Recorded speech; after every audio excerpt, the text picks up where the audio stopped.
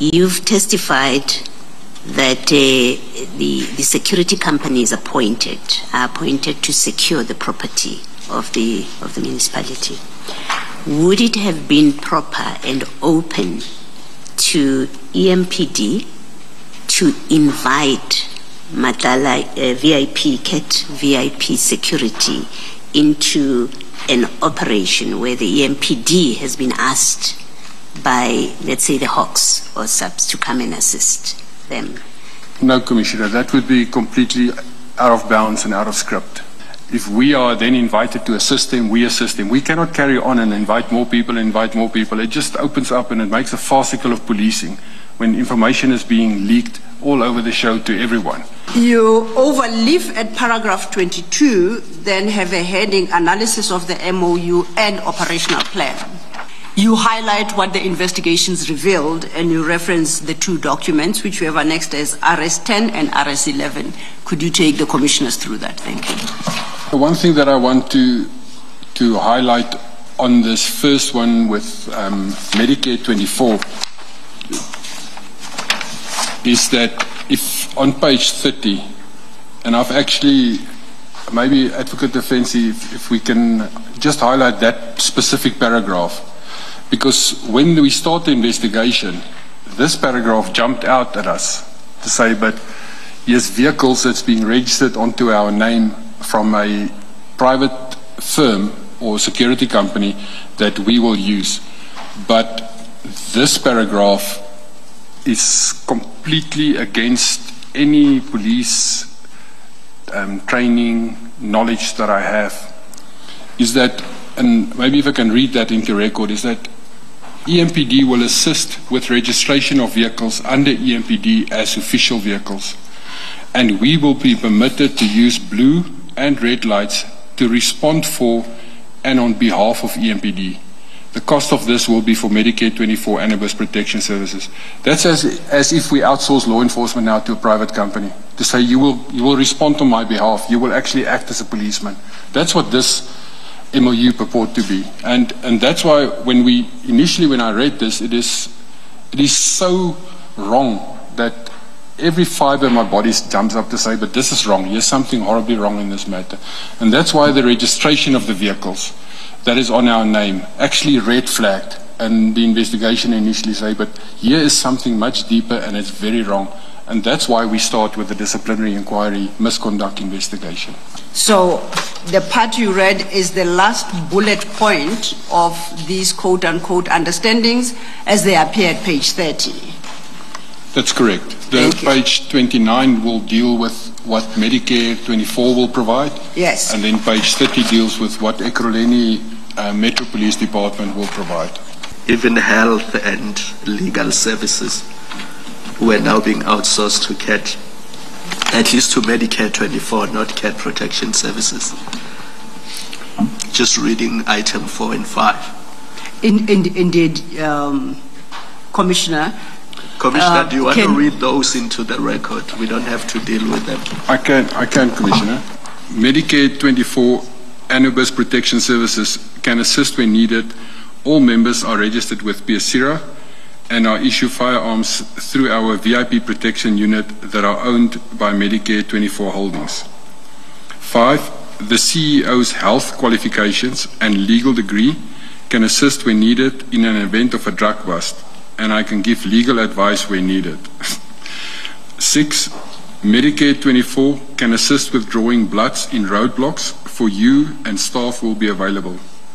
And this I just want to pause and explain why, is that when we as road traffic enforcement, part of our mandate do in terms of the National Road Traffic Act, there's a prescription that you can either draw blood or that you can do a breathalyzer test, but blood is the most known at the moment.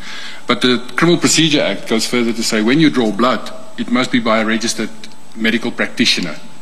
And that is sometimes misunderstood. It's not just any nurse on the street that can draw your blood. It's a registered medical practitioner, meaning it must be a doctor with with a medical qualification and registered as such, and it must be a registered nurse with a health profession. So this can assist with drawing blood. Maybe that's to hold the patient down, but you cannot draw blood if you're not, in terms of the Criminal Procedure Act, a registered medical practitioner.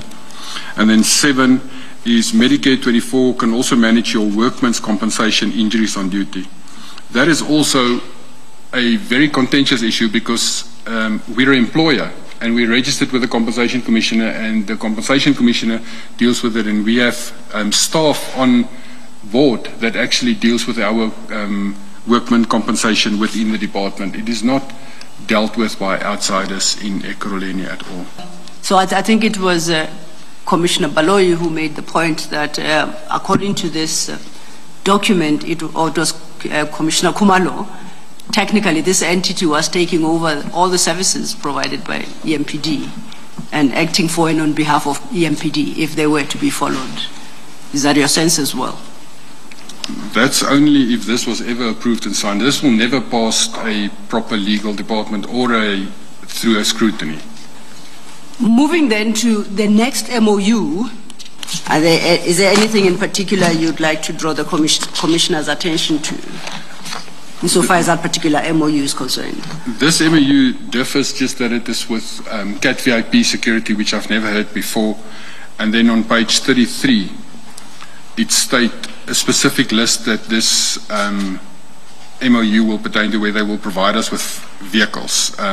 And by signing this Memorandum of Understanding, CAT VIP Protection agrees to 1.1 provide the Ekurhuleni Metro Police Department with the following: 1.1.1 2 BMW motor vehicles, 1.1.2 1 Mercedes-Benz motor vehicle, 1.1.3 1 Volkswagen Golf motor vehicle, which makes a total of 4 vehicles.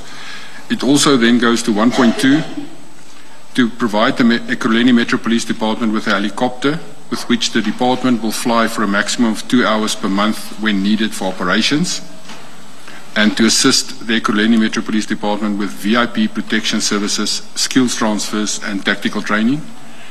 And then 1.4, ensure that CAT VIP staff that may be required to be part of any operation to carry out any task is well trained, proficient, has the necessary qualification or permit as required by the law of the Republic of South Africa to carry out such tasks.